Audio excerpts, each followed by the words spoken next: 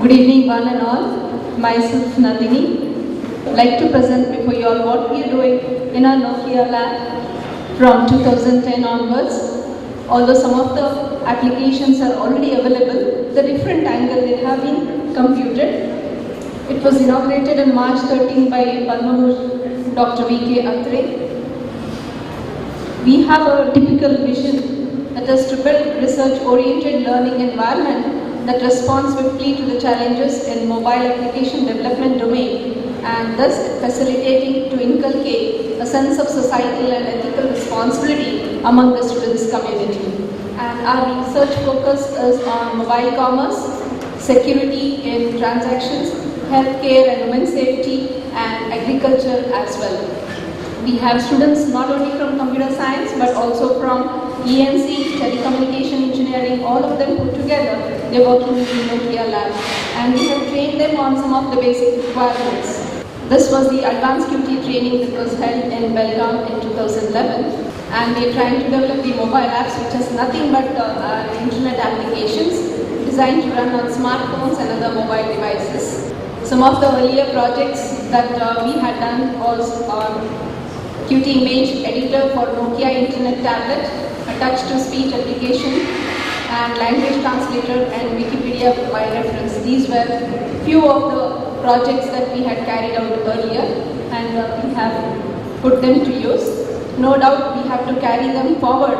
That means there is a future scope for each of these projects, which we are still working.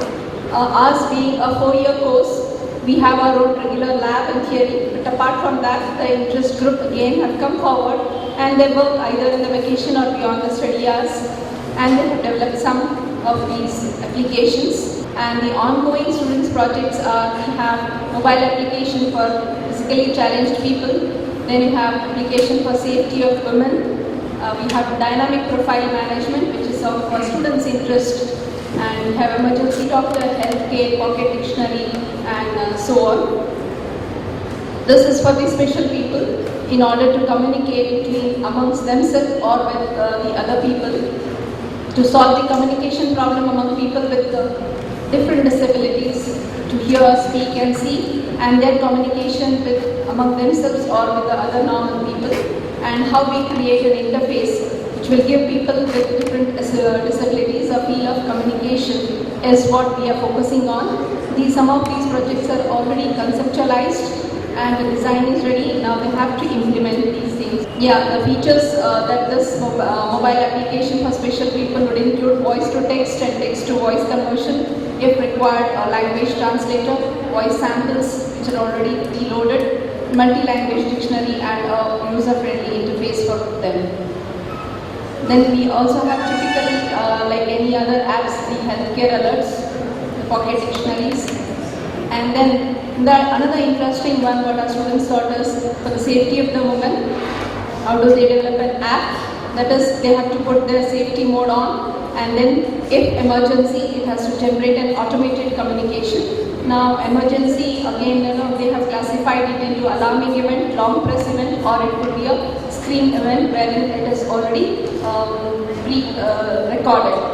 Alarming event would be, it would be in a loop continuously to find out if at a particular frequency an alarm is sounded and if the user doesn't respond to that alarm, then we think that there is an emergency. Otherwise, it could be a long press event of some particular key which is defined, then again emergency. So with all these, and another is a screen event. With these 3 events, we come to know that there is an emergency. In case of emergency, there is a voice call to every contact, and an emergency text message is also sent, and this is repeated.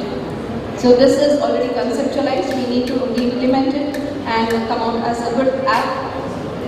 Another one is a barcode reader. Disease and a medication trainer is yet another one. The location, doctor locator. Then you have another interesting one, that is the dynamic profile management, wherein we make use of GPS and internet connectivity. First we trace the mobile position using GPS present in the mobile device.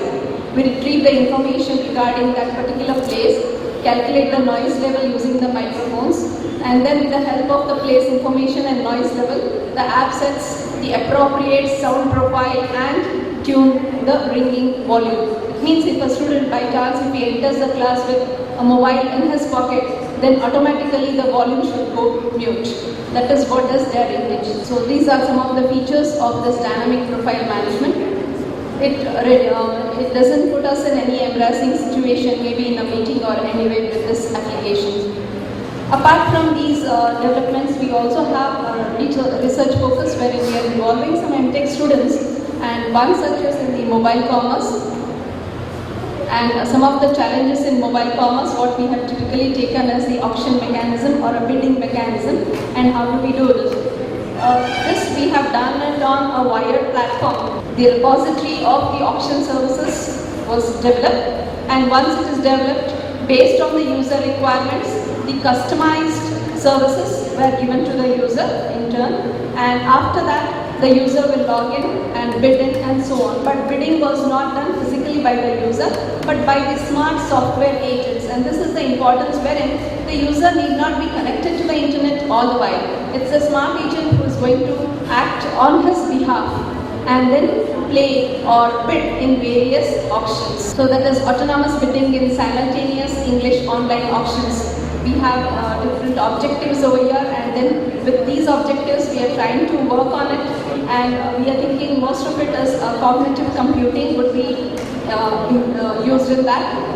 First objective is to design a scheme for belief, desire, intention, that is the BDI based cognitive agent. The first one is to discover the auction services for the mobile bidders by considering the dynamics of the e-market parameters. Second is to design a scheme for relevant auctions identification. This is nothing but customization.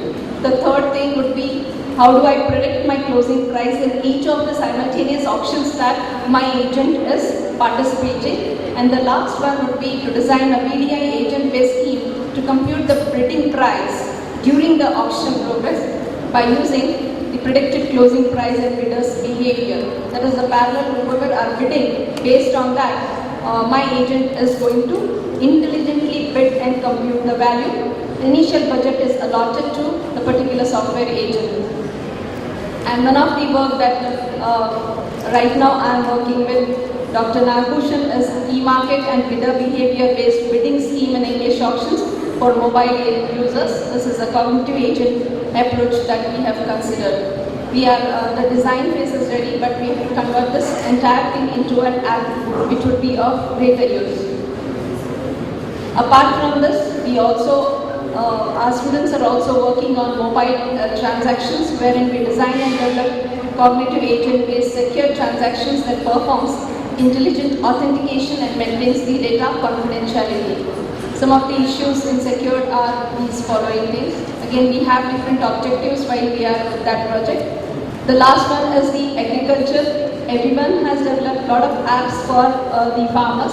We also have one such, but with a different angle. That is the APMC solution with using the mobile agents. We are going to develop an app using mobile agent wherein whenever any farmer wants to know the prices of a product at various APMC, so that he can sell his product with a maximum profit based on this information that the farmer would be getting. The solution using agents would dispatch mobile agents dynamically in real time to all the APMCs, correct the current price and display it to the farmer.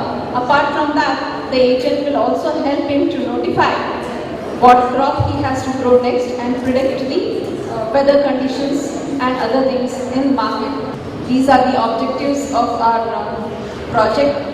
That is to establish an information network for real-time collection and dissemination of market information for its efficient utilization, and help the farmers, the commission agents through utilization of mobile to ensure flow of regular and reliable data to producers, traders and consumers to derive maximum benefit of their sales and purchases, to increase the efficiency in marketing by effective improvement in the existing market information system. With this, I would like to thank all of you for your patient hearing. These are some of the works that are going on at our college. Thank you.